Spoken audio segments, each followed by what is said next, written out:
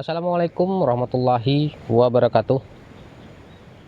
Sahabat petani sawit mandiri, kali ini saya berada di kebun cabai saya lagi. Mungkin teman-teman bertanya kenapa beberapa hari ini saya terus ke kebun cabai. Karena seperti video yang saya upload kemarin, ini cabai saya terserang oleh antraknosa. Jadi walaupun keadaan mendung seperti ini, terpaksa saya harus ke kebun cabai untuk mengurangi serangan dari antraknosa. Jadi ya teman-teman, hari ini saya ingin melakukan penyepraian lagi, dan kali ini saya pengen menyeprai dengan menggunakan bahan aktif yang kayak kemarin. Itu bahan aktif dari Propinet. Nanti akan saya campur dengan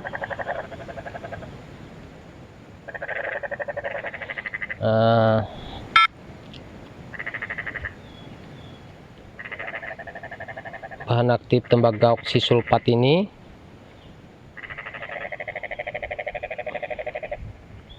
dan akan saya campur lagi dengan fungisida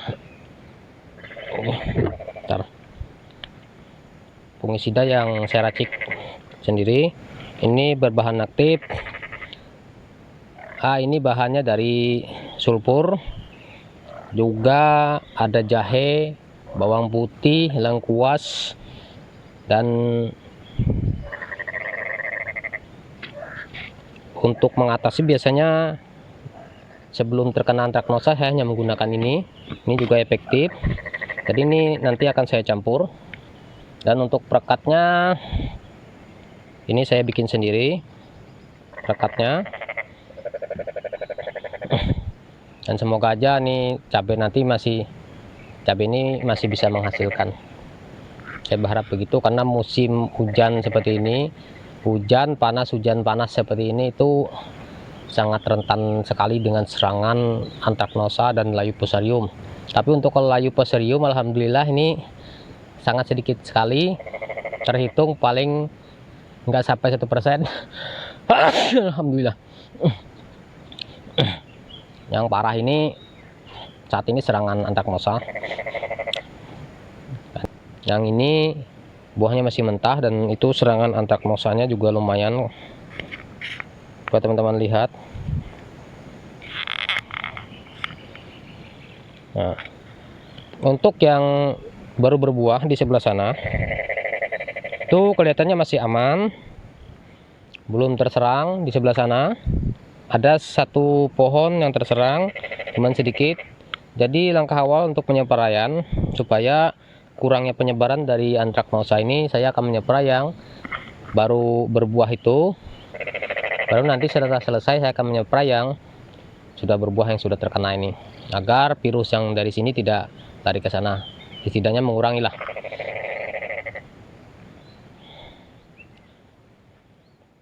Oke, bahannya saya campur dulu. Jadi ini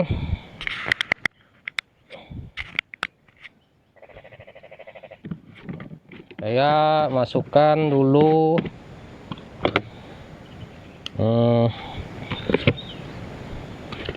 perekatnya. Ini saya kasih aja 50 ml.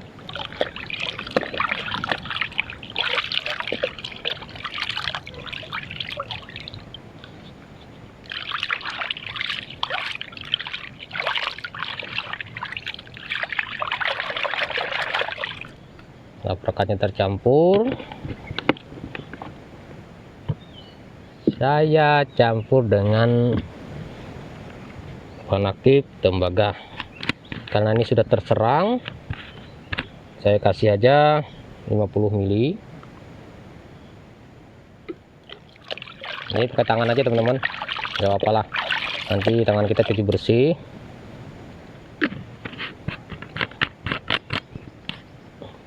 Saya campur lagi bahan aktifnya Propinet, merek dagang Antrakol. Saya kasih aja sekitar 25 gram.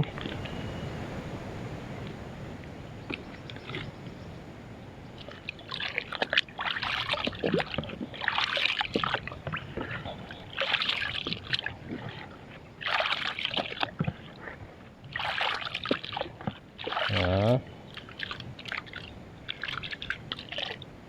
dan saya campur lagi dengan sulfur. Ini saya kasih 75 gram, 75 mili.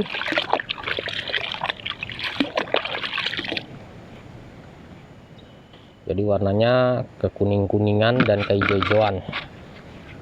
Oke.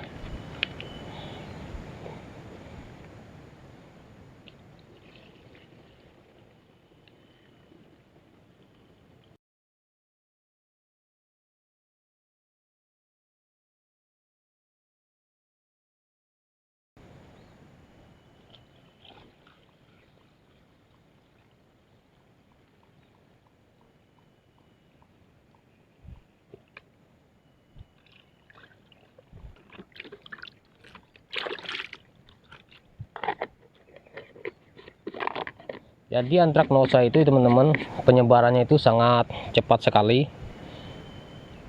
Dalam waktu 1-2 hari dia akan menginfeksi hampir semua tanaman. Apabila serangan itu sudah parah, dalam artian parah itu misalnya contohnya dia sudah menyebar di dalam tanah dan hama di lahan juga lumayan banyak, misalnya dari kumbang penyerbu, dari hama misalnya dari kutu daun dan sebagainya, itu yang dia hinggap lalu badannya terkontaminasi oleh jamur antraknos, dia pindah ke tanaman lain, itu juga terjadi penyebaran dari curah hujan yang tidak menentu seperti ini, spora yang bertebangan oleh angin. Jadi itu sangat cepat juga untuk terjadinya penyebaran, dan untuk pengendalian memang agak susah. Jadi banyak para petani yang menggunakan metode untuk menghindari penyerangan itu berbagai macam cara. Nah, tapi saya di sini menggunakan metode, yaitu di dalam tanah saya selalu mengocor dengan agen hayati berupa trichoderma untuk mengurangi penyebaran dari jamur antraknos dan fusarium. Juga di sini saya kombinasi juga dengan mikroba dari alam sekitar ini yang saya ambil dari bawah rumpun bambu. Yang biasanya di bawah rumpun bambu itu sebelum-sebelumnya saya pernah mencoba, itu banyak sekali terdapat trichoderma dan mycorrhiza, dan juga banyak lagi jamur laktogen yang lain, maksudnya jamur positif yang ada di bawah rumpun bambu, yang rumpun bambunya itu subur dan benar-benar bagus. Nanti akan saya buatkan videonya dimana kita bisa mengambil mikroba yang dari alam sekitar, dari sekitaran lahan, yang tentunya dia lebih mengerti akan lahan tempat dia tumbuh kembang.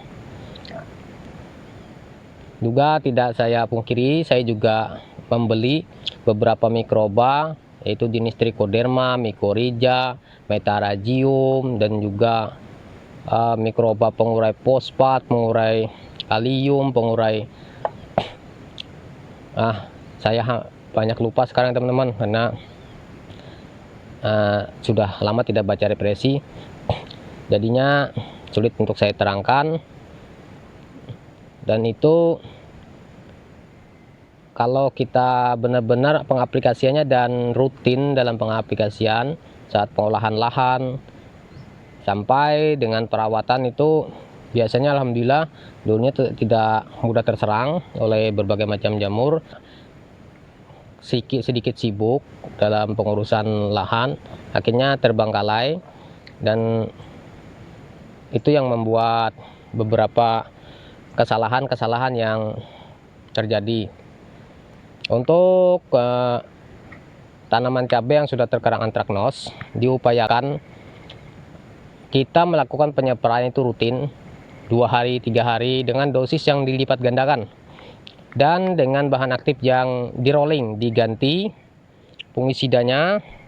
Dan jangan lupa juga untuk nutrisi tanaman itu dipenuhi kalau kita masih ingin memelihara cabainya.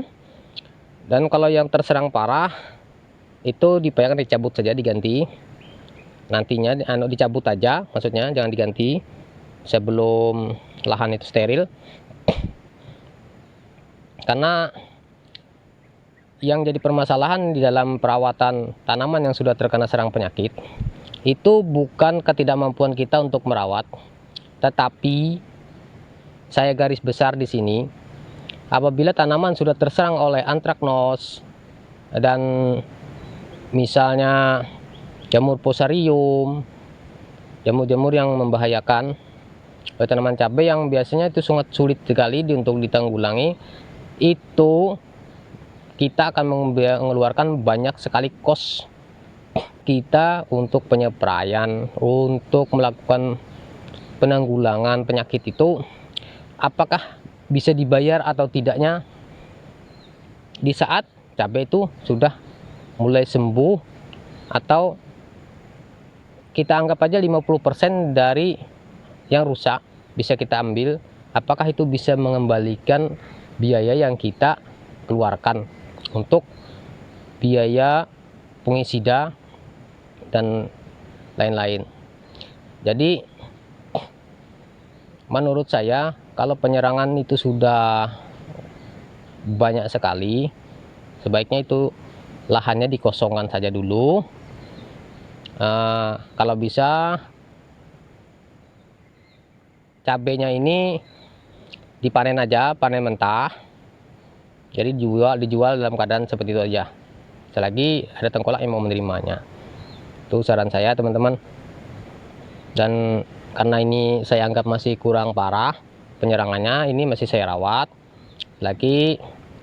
Beberapa fungisida sebagian saya beli dan sebagian saya membuat sendiri, itu masih saya kira masih mampu untuk kos pengeluarannya. Jadi saya masih berupaya ya teman-teman di sini. Dan ini untuk pelajaran bagi para petani, karena ini untuk di daerah kami tidak bisa diprediksi lagi untuk keadaan cuaca, karena di musim ini kan bulan 3 harusnya udah musim hujan lebat, tapi ini tidak. Kadang masih ada panas hujan, itu yang membuat tanaman kita terserang antraknos dan berbagai penyakit. Oke teman-teman, terima kasih selalu mendukung channel saya. Jangan lupa bagikan link video ini kepada teman-teman yang lain biar bisa membantu, dan apa yang saya bagikan itu bermanfaat kepada semua orang. Dan kurang dan lebihnya saya mohon maaf. Apabila ada kekurangan dan ketidakcocokan dengan teman-teman, tolong dimaklumi. Dan jangan lupa isi kolom komentarnya, selagi itu untuk kebaikan dan kesejahteraan para petani. Silahkan berkomen sesuka Anda. Terima kasih. Wassalamualaikum warahmatullahi wabarakatuh.